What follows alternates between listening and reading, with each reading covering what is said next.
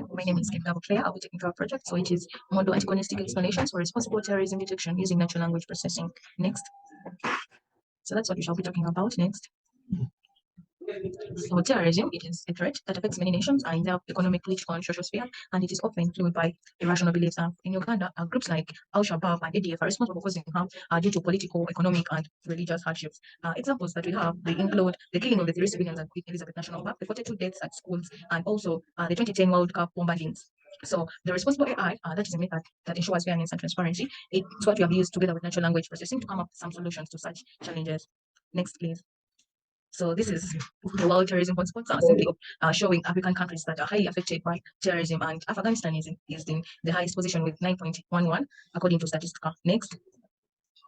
The related works, many researchers did some research about terrorism. And for example, we have here Dr. Raj Bigel and Dash Dalaj, who used NLP and ML techniques, which they applied to a comprehensive database of terrorism to extract features from the stated motive of terrorist attacks to identify perpetrator aim categories. And also, Paul, Adol, Russell, and Quish, and they did some research also in 2010, which they came up with a model that aims to process domain-specific judgment to extract general patterns of text associated with terrorism domain. And also, Old Dashal created a terrorism-related classification model through combining 2 datasets, thereby creating a ground truth of his own, and he agrees that there is insufficient data to categorize terrorism from non-terrorism, which we are trying to classify. Next, please. And the problem statement here, the increasing rate of terrorism due to use of digital platforms that are mostly generating unstructured data like text makes it challenging to detect terrorism, and due to the existing AI tools that are utilized in NLP, they struggle to provide stability, making the interpretation of results complex. So we bring to you a terrorism model which is more interpretable, ethical, transparent, and accurate in nature, that can enable proactive counter-terrorism in our nation. Next, please. So when we talk about the research questions and objectives, our main objective was to develop a reliable data modeling framework for detecting terrorism patterns in text, incorporating responsible AI principles for ethical and transparent results for use in digital forensics. So our research questions we are obtained from the research objectives. When you go to the first one, which is how can we integrate patterns associated with terrorism in textual sources to ensure accuracy and reliability? Here we came up with the objective that says to design and implement a robust data modeling framework that captures intricate patterns associated with terrorism textual sources, ensuring accuracy and reliability. And the next one was how can we prioritize ethical considerations, transparency and fairness in the detection and interpretation of the terrorism indicators, and its solution was to integrate responsible AI principles into the modeling process, prioritizing ethical considerations, transparency and fairness in the detection and interpretation of the terrorism indicators. And lastly, we have how can we offer clear, comprehensible insights into the AI model's decision-making process, which can enhance trust and interpretability for the end users. And here we came up with an objective that says to develop and evaluate model antagonistic explanations mechanisms that offer clear, comprehensible insights into the AI model's decision-making process, enhancing trust and interpretability for the end users. Next, please. So these are the contributions of our project. We were able to come up with a model framework, able to capture intricate patterns associated with terrorism in textual sources while maintaining accuracy and reliability of data, and also a responsible AI that is transparent, ethical with its operations, and also fair. So our model is fair; it can really predict results in a very fair way. And also the last one was to come up with an AI model integrated with model antagonistic explanations, thereby able to provide clear, interpretable, and understandable insights to the decision-making processes for the end users. So we came up with model antagonistic explanations like Lime and Sharp that can give explanations to why the model has made certain decisions, as other colleagues are going to be explaining further about it. Thank you. The next presenter can take on. Yeah, thank you. This is Karen Richard Wilson, and I'll be taking you through the methodology. So first we got the data from the different datasets, and the ones we used were how ISIS uses Twitter, and the second one was hate speech and offensive speech. Reason being that terrorism can manifest in through hating, for example, a particular group of people, and so on. So we wanted to do exploratory data analysis, which included looking at the most used words, or looking at the most used words in the particular categories, because our categories were terrorism and non-terrorism. So we went on to prepare our data, and that included, first of all, we had to clean it, remove unneeded data in it, for example, removing usernames and as well as stop words. And then we went on to split the data into a test set and a training set. And then we went on to do the feature engineering, which basically entailed looking at the most used words in the particular categories. And given the fact that these words would have weights that would actually influence the models, the given model decision making, we went on to train more other models on this data. And the models we used were the support vector machine, the multi-layer perceptron, the convolutional neural network, the random forest, and the logistic regression models. We could have used large language models, but we were constrained by our resources and finances. So after that, we went on to model evaluation, which was pretty much just seeing how the models performed in relation to each other. After which we employed model agnostic explainability mechanisms, which for our case were Line, Sharp, and Elif 5, as my colleague will explain. After that, we developed an application in Django, which is a secure framework for Python, and put our model in there. And after which the application was deployed on Render, which is a platform as a service. So of course, the data we were dealing with was textual data for what it's worth. Yeah. So When we go over to the results and discussions, we look at the results, the performance of the models. When it came to accuracy, the support vector machine and random forest outperformed the others with a score of 0.94. And when it came to the precision, when it came to the non-terrorism category, the CNN model outperformed the others with a score of above 0.94. However, when it came to the non-terrorism category, we see that the support vector machine and the logistic regression models outperformed the other models.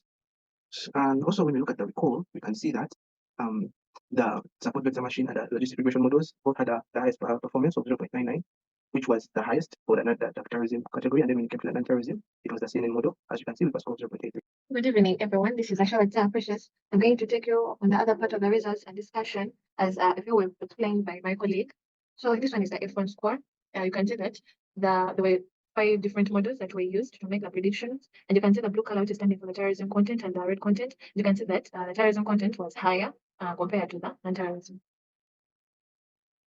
So next here we have the line. So we also based on the models, the different models, there are 5.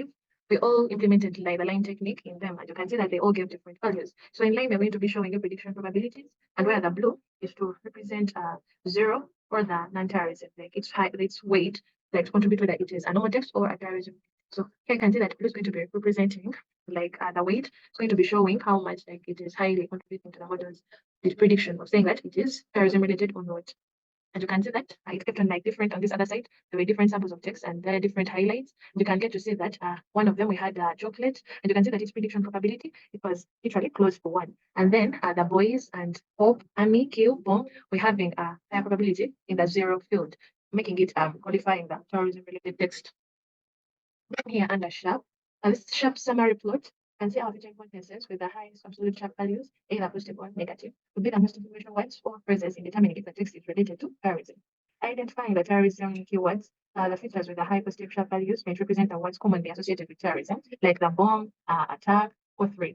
These words pushed the model's predictions towards 0, giving a terrorism-related result. And then also identifying the text words, the features with the negative sharp values. These were giving us let's say commonly the words that were being used. We had the hello, weather, or movie. These words were pushing the model's prediction towards 1, hence giving a result of it being normal text or non-terrorism related text. Then this one, the next one, we have basically the explain like I'm 5 technique. We used it in 2 models, the LR and the RF models. So in this instance, you can see that the analogy, the explanation contained the detective looking of clues, and it would explain that the model reads the text or looks for the specific words in the phrases, like detecting the local suspicious activities. So this model was going on in this technique, when it was using the models, kept on highlighting the keywords. It kept on giving them the different weights. And you can see that the ones that had weights that are more positive qualified to be normal text, and the ones that were more negative we're qualifying to be terrorist related. So you can see in this instance we had the one with the highest positive, which was bad, and it was giving it as a normal text. And then we had the one with Islay, skill, white, fagot, Allah, which was qualifying and giving it the high rate of it being terrorism related text. So next here we have 3 screens. This is how the site looks like, the user interface that the users are to interact with, and you can see that we have 3 screens. We have the first one, which is like an introduction bit of it that explains the accountability and how transparency the website or the model is with its predictions, and also giving a disclaimer that not all the results that the model is going to be giving are accurate. So you can see the second screen is where you can put the text that you're going to analyze, and then the third one, that's why it will give the result, whether it's terrorist related or normal text.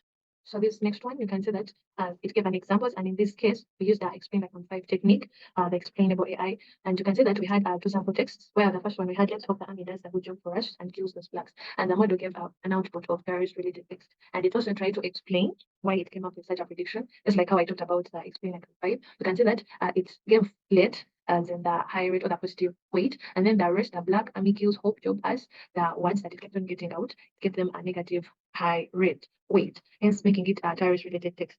And then also for the second one, you can see it did the same thing. So in this case, that you can see the yellow, chocolate, same half were given the high positive weight, and then Eva was given the negative high rates, hence pushing it to qualify that the text was normal text, based on the total weight that it gave on it gave.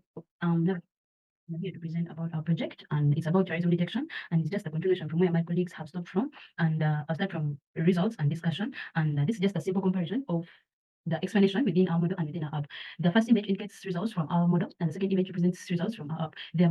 Both images indicate that our model and our app are able to categorize that is under terrorism and some under non-terrorism. So that when you go to the first image, it's from our model, and the blue color represents terrorism, and the orange color represents non-terrorism. So our model were able to highlight someone's according to their weights, like the word kill, ISIS were given a much weight because they can be categorized under terrorism, and words like blacks and believers, their highlighting is a bit faint because they can be categorized under non-terrorism, and the words like two were given an orange color because they're simply non-terrorism. And when we go to our app, the words like two and we're given a green color because the green color is like a friendly color, it means it's non-terrorism. And someone's like kill and believers, what blacks were given a red color indicating that they are terrorism-related content. So both our model and our app, we are able to give the same conclusion or same results, indicating that they can be used to detect whether some texts are terrorism correlated or non-terrorism related. And when we go to our conclusion, so after the whole research and works that were done along the way, we're able to come to a conclusion that our work now makes it possible to have explainable insights as to why certain online text could be terrorism related or non-terrorism. And along the way, we're able to meet major limitations that limited our research. And the first one is about limitation to only English text data. And this is that our system can only analyze text written in English, and it means that it can understand or identify potential terrorist-related content.